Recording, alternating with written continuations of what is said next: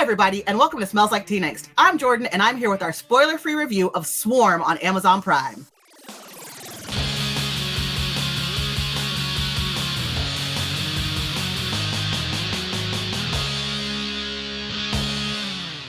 Swarm is from the mind of Donald Glover, who you might know as Childish Gambino, or from the series Atlanta, and it tells the story of someone who is obsessed with the pop singer. Hence, Swarm. It might sound familiar, right? And if you're wondering how they get away with it, trust me, it all gets explained in the show. You still tweeting from that old-ass Swarm account? Mm-hmm. You're a killer bee.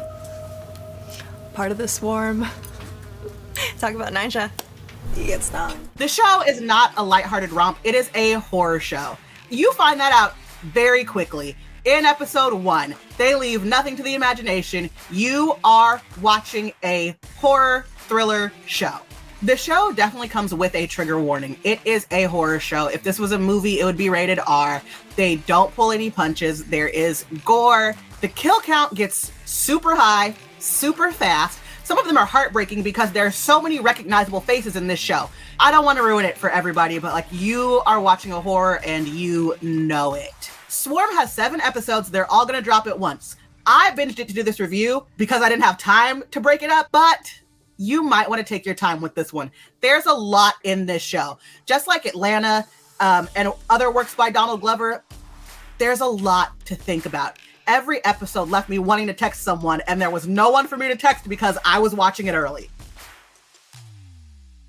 I really enjoyed this show as a meditation on fandom. I think fandom can be really great, and it can allow people to connect with other people over things that they really enjoy. However, fandom can very quickly turn into a small, toxic, dangerous community, and I think that this show really explores that in a very interesting way.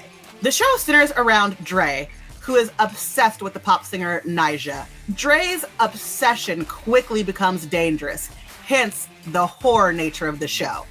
I don't necessarily want to blame fandom in general because Dre does act alone in a lot of the killing. That being said, being a fan of Nisha is all that Dre has to hold on to. And at times, being a fan can be so comforting and it can give you a home. And at times, you kind of gotta let it go and go touch grass. You got a spare in the trunk. No! Damn, you got a dead body in there or something? There's a lot of representation in the show. I did not care for the way that Dre's character is coded. She is coded as neurodivergent, and while I do think it's very interesting and it's worth exploring queer neurodivergent Black characters in television, at the end of the day, Dre, while being our protagonist, is a murderer. That doesn't sit well with me for a number of reasons, and getting too deep into it gets spoilery. And while I think it's important to investigate morally gray characters, there's just not enough representation around neurodivergent people, and I think at the end of the day, this could stigmatize neurodivergent Black women. What do you think she's doing right now?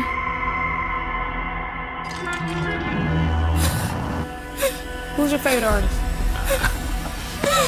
Moments that really stood out to me were the parallels to, well, Swarm. We all know who they're talking about. It was really wild seeing the way that they tied in real life events. And even that, every show starts with a trigger warning that says that it's not fiction and that any parallels to real life are on purpose. And it really makes you wonder how they're getting away with this. And trust me, there's a payoff.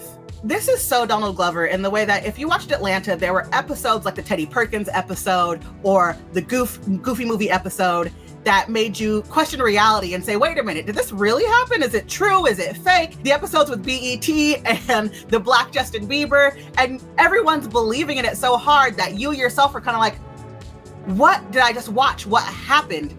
That happens in this show. When I hit episode 6, I lost my mind in the best way possible. The episodes were paced really well. It does end in a way that leaves you again with questions, but I think that's the point. This is Donald Glover after all. None of us understand Teddy Perkins, right? Surprise! Overall, I really enjoyed the show. I really think people should watch it. If you're there for surface level horror, it's great. If you're there for the comparisons to one of your favorite pop stars, it's great for that too. And if you really want to think, you're going to end up thinking because it's Donald Glover. We will. I promise. Thanks so much for watching. I'm Jordan. Make sure that you like, subscribe, ring the bell so you know when we're coming out with new videos, and comment down below. Tell me what you thought. I cannot wait to talk about this show with people.